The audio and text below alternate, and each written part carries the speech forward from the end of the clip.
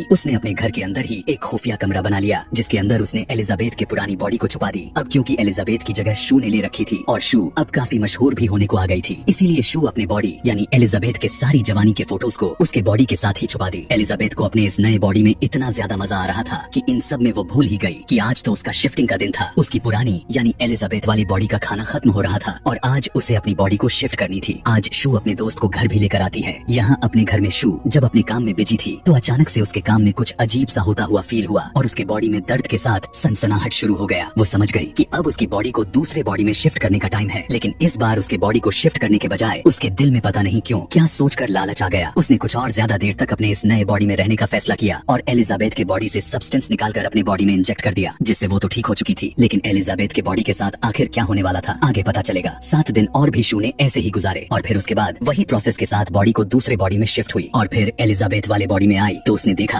कि उसकी एक उंगली गलकर सड़ने लग गई थी और ये सब उसकी लापरवाही की वजह से हुई थी, यानी वक्त पर अपने बॉडी को एक्सचेंज नहीं किया हुआ था। एलिजाबेथ अब काफी टेंशन के साथ उसी कंपनी में कॉल लगाकर पूछने लग जाती है कि मैंने अपना एक साइकिल मिस कर दिया, मैंने अपनी बॉडी को स्विच नहीं की जिसकी वजह से मेरी एक उंगली खराब हो गई है, इसे ठीक करने के लिए मुझे क्या करना होगा, इसका क्या सोल्यूशन है। तब कंपनी ने जवाब देते हुए कहा कि इसका कोई हल नहीं, जो हो गया उसे ठीक नहीं किया जा सकता। यह सुनने के बाद तो वो बहुत ज्यादा डर चुकी थी। कंपनी ने उसे बताया कि तुम दो नहीं बल्कि एक ही हो, यानी जो नई बॉडी तुम्हारी नई बॉडी से निकल कर आई है वो भी तुम ही हो, इसीलिए दोनों ही एक ही हैं, न कि अलग अलग, इसीलिए आगे से अब तुम्हें ध्यान रखना होगा। खैर एलिजाबेथ अब अपने नई रिफिल किट को लेने के लिए चली गई। अपनी रिफिल्स लेने के बाद वो एक रेस्टोरेंट में चली गई जहाँ पर उसे एक बूढ़ा आदमी नजर आ गया जो उसे अजीबो गरीब तरह से बातें करने लग जाता है कि तभी एलिजाबेथ ने नोटिस किया उस बूढ़े आदमी के हाथ पर बिल्कुल वैसा ही निशान है जैसा हॉस्पिटल में नर्स के हाथ पर था, यानी ये उस नर्स का पुराना बूढ़ा वेरिएंट था। यह बूढ़ा आदमी उससे पूछता है कि क्या तुम्हारे नए बॉडी ने तुम्हें खाना तो नहीं शुरू कर दिया है। यह सुनकर वो घबरा गई और वहाँ से उठकर भाग जाती है। एलिजाबेथ काफी तेजी के साथ अपने घर आ जाती है। अब वो इस पुरानी वेरिएंट में भी खुश रहना चाहती थी, इसीलिए वो फौरन से अपने एक दोस्त को कॉल कर दी ताकि उससे मिल सके। वो बहुत ही प्यारा तरीके से तैयार हो गई, काफी अच्छी कपड़े भी पहने, अपने बिल्कुल शू की तरह यानी अपने नए वेरिएंट के जैसा ही मेकअप किया। तैयार होकर जब वो बाहर निकल ही रही थी कि तभी बाहर उसे अपने नए वेरिएंट शू के पोस्टर नजर आ गए। उसे देखते ही उसका सारा का सारा कॉन्फिडेंस धरा का धरा रह गया और उसने अपने मेकअप को, अपने बालों को बिगाड़ लिया। वो अब पागल जैसा बर्ताव करने लग गई थी। अपनी डिप्रेशन में आकर वो बहुत सारा खाना खाती है और फिर सो जाती है।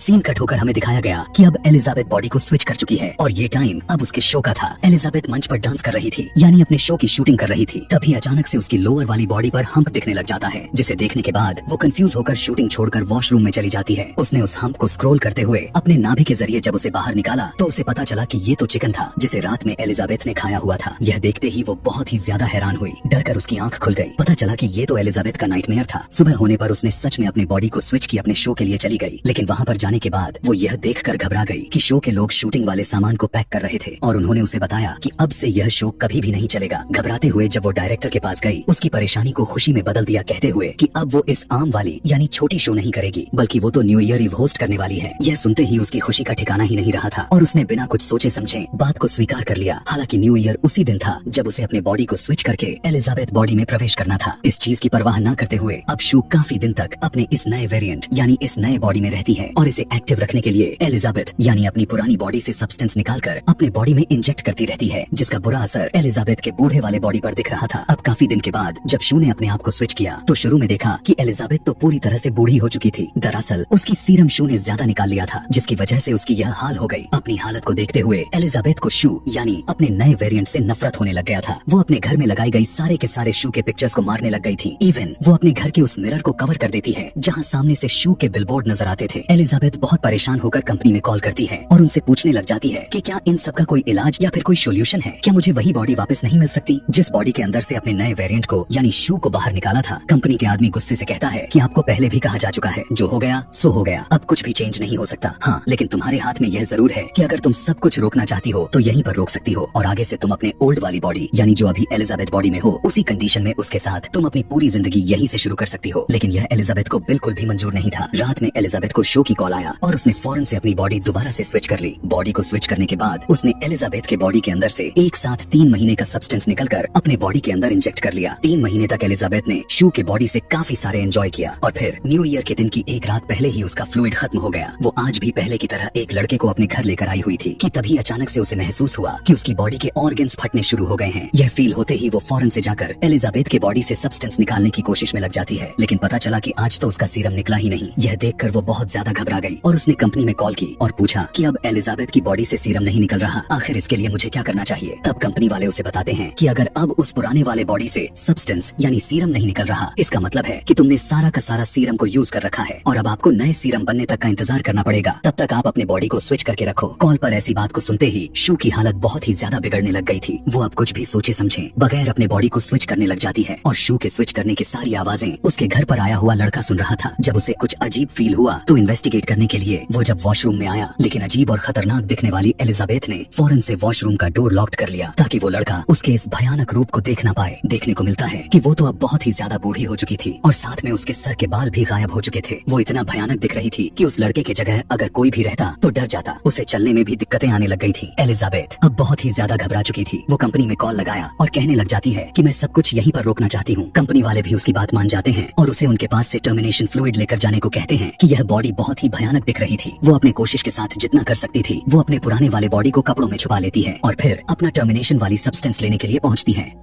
टर्मिनेशन सब्सटेंस लाने के बाद वो शू के बॉडी पर जैसे ही लगाने वाली थी कि तभी उसे कंपनी के मैनेजर की कही हुई बात याद आ गई कि अगर तुमने इस टर्मिनेशन फ्लूइड को एक बार भी अपने बॉडी में इंजेक्ट कर लिया तो फिर इस बॉडी में जिस टाइम तुम हो हमेशा के लिए वैसा ही रह जाओगी। यह सोचते ही उसने उस सीरम को अपने बॉडी में इंजेक्ट नहीं किया। उसने अपने बॉडी को देखती रही और उसे शू पे दोबारा से गुस्सा आने लग गया क्योंकि यह सब कुछ शू की वजह से हुआ था। गुस्से में आकर वो उसने शू पर उसी इंजेक्शन को उसके बॉडी में इंजेक्ट कर दिया, लेकिन उसने आधा ही सीरम को इंजेक्ट किया था कि तभी उसे याद आया कि अभी तो उसे बहुत बड़ा शो को होस्ट करना है और आने वाले दिनों में उसे अवार्ड भी मिलने वाला है। उसे उस अवार्ड को लेना था। उसे अपनी तारीफें सुननी थी जैसे पहले लोग उसकी किया करते थे। इसी लालच में उसने आधा सीरम शू के बॉडी में इंजेक्ट करने के बाद आधा अपने पास बचा कर रख लिया और फिर वो शू को जगाने लग गई। काफी टाइम तक ऐसा करने के बाद जब शू नहीं जागती तब वो फिर से बॉडी को स्विच करने के बारे में सोचने लग जाती है। लेकिन जब बॉडी स्विच भी नहीं हुआ तब एलिजाबेथ ने अपनी ही रीढ़ की हड्डी से एक्टिवेटर को निकालकर शू को लगा दिया और शू एक्टिव हो गई। यानी एक ही वक्त में एलिजाबेथ के दोनों वेरिएंट एक्टिवेट हो चुके थे। एक्टिवेट होने के बाद जब शू के सामने अपने आप को यानी एलिजाबेथ को देखा और जब यह भी देखा कि एलिजाबेथ उसे टर्मिनेट करने वाली थी तो उसे बहुत गुस्सा आ गया। उसने अपने ही गुस्से में आकर एलिजाबेथ को इतना मारती है, उसकी हालत इतना बुरा कर देती है कि उसके सर ही क्रश करते हुए उसकी जाने ही ले लेती है। एलिजाबेथ यानी अपने आप को ही मारने के बाद उसे एहसास हुआ था कि इसने एक बहुत ही बड़ी गलती कर डाली है। अब तो उसे आगे बची हुई जिंदगी सर्वाइव करने के लिए एक्टिवेटर सब्सटेंस भी नहीं मिलेंगे। खैर, यहाँ से सारे खून को साफ करती है और अपने न्यू ईयर प्रोग्राम के लिए निकल पड़ती है, जहाँ जाते ही डायरेक्टर उसे बहुत ही जोश के साथ उसका स्वागत किया। उसे यह सब बहुत ही अच्छा लग रहा था, लेकिन तभी अचानक उसे अपनी ही बॉडी में कुछ बहुत ही अजीबो गरीब तरह से महसूस होने लग जाता है। उसके नाक से खून निकलने लग गया था। वो घबराते हुए जब वॉशरूम में आई तो अपने मुंह को खोलकर देखा तो उसके 2 दांत टूट कर गिरने लग गए थे। एक बार फिर से जब उसने अपने मुंह को खोलकर अपने 2 दांतों को और भी टच की तो वो भी टूट कर नीचे गिर गए और तब उसे एहसास हुआ कि असली बॉडी यानी एलिजाबेथ के मरने की वजह से उसकी बॉडी खाली खोखली हो चुकी है। उसे अगर जिंदा भी रहना था तो उसे एक्टिवेशन वाली सीरम को अपने बॉडी में यूज करना ही होगा, जिसके लिए वो अपने घर की तरफ बढ़ जाती है। लेकिन जब वो लिफ्ट में ही थी तभी उसका एक नील के साथ उसका एक कान भी कटकर उसके हाथ में आ गिरता है। वो बुरी तरह से घबरा गई, लेकिन तभी लिफ्ट में कोई और भी इंसान आ पहुंचा और उसके यहाँ खड़े रहने तक उसे बिल्कुल ऐसा दिखा रही थी कि उसे कुछ नहीं हुआ है। कुछ टाइम के बाद जल्दी से वो अपने घर आ गई। अब शू जैसे ही जाकर एक्टिवेशन सीरम को यूज करती है तो उसका उस पर कोई फायदा नहीं होता। तब उसे याद आता है उसके पास तो एक सब्सटेंस सीरम को भी रखा गया है जो उन्हें एक ही दफा यूज करना था। उसके शरीर में इतना ज्यादा पेन हो रहा था कि उसे कुछ भी सोचने का मौका ही नहीं मिला और उसने तेजी के साथ उस सब्सटेंस को अपने बॉडी में इंजेक्ट कर लिया। और यह करने के बाद तो शू को इतना ज्यादा मात्रा में दर्द हो लगा जैसे उसे ऐसा कभी नहीं हुआ हो। पहले की तरह उसकी बॉडी उसके कमर के पीछे से फटने लग गई और उसके अंदर से एलिजाबेथ और शू के दोनों के एक मिलता जुलता वेरिएंट बाहर निकल आया जो दिखने में किसी भयानक खतरनाक खौफनाक मॉन्स्टर जैसा था। शू